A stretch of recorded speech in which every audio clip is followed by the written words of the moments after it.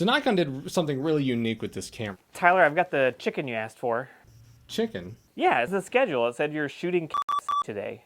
No. It's the ZFC. You see, it's on the front. ZFC. It's the Z series, but it's the film camera, the FC.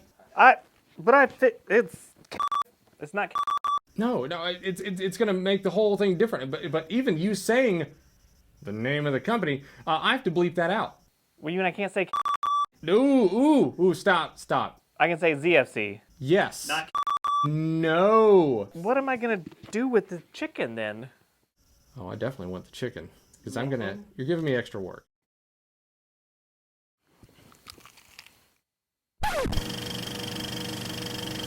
Hey everyone, Tyler with Bedford Camera and Video. Nikon was kind enough to send us something pretty unique. This is the Nikon ZFC. This is a new camera in their Z line, but it has a film camera-like aesthetic to it. The first thing you'll notice is that the packaging is a little different from the other Z series.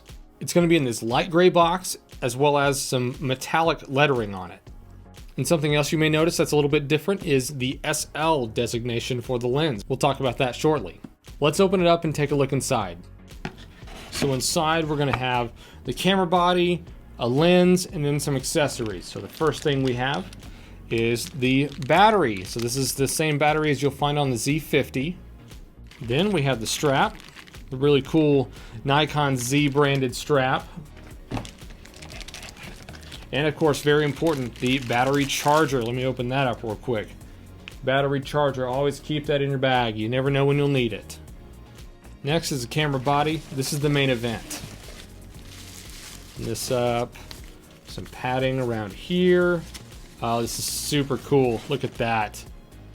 So that's the camera body, and then inside here we have the lens. The last thing that's in the box is the lens. Look at that, that's cool. So if you have a Z50, you're familiar with this lens. This is the DX 16-50mm, but it's in silver. So it's not in black like the Z50 comes. It comes in silver on this one. This is a really cool lens. And then we'll attach the lens to the body.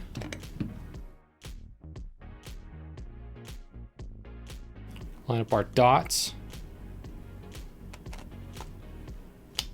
Excellent. So we have a battery inside and a lens attached. Let's turn this on. So there's a little flip of a switch right here.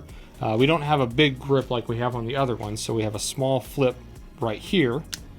Flip that on.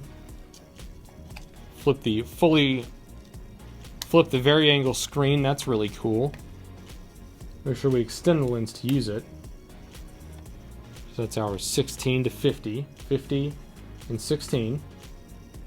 So now let's look at the very top of the camera. This is really a neat layout.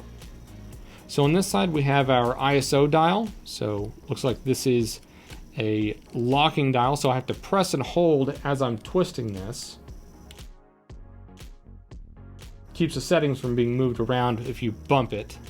So you can see the selector mode there on the side here. And then on the back, you'll see we have our program, shutter, aperture, and manual mode, as well as the auto mode that it's in now. And you can use it with this switch right here. So I can flip that around. Since we don't have a traditional mode dial, this is really cool. This is a really unique way of thinking about it. Then we go to the other side, and then we have the shutter speed setting.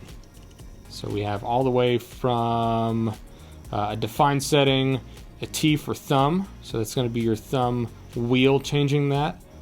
B for bulb, and then you have 4 seconds, 2 seconds, 1 second, half a second. These are going to be the fractions of a second in white. And move that around. You have 1/250th, all the way to 1/4000th of a second. Now on the back of this dial, you're going to see a little switch. You're going to be able to go from photo to video very quickly.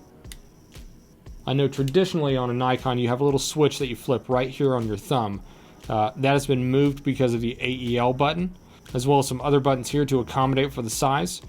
And as well as your exposure compensation dial, you can move that around how you need to. And then you have a record button, so start and stop recording.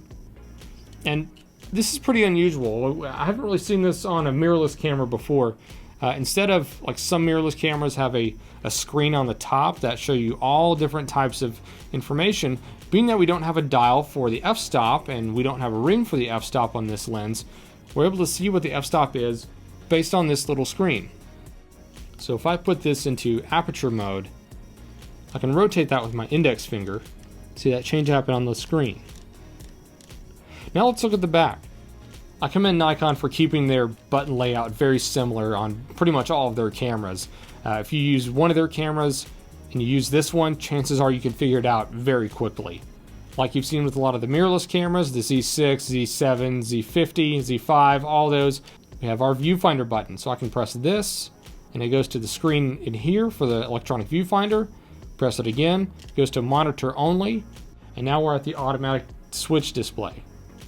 So there's nothing on this side for any ports, but if we move it over to this side, we have a few different ports. So we have a micro HDMI, USB-C connection, and then a microphone jack, a 3.5 millimeter 1/8 inch TRS jack, very common. So there you have it, the Nikon ZFC. Very cool camera.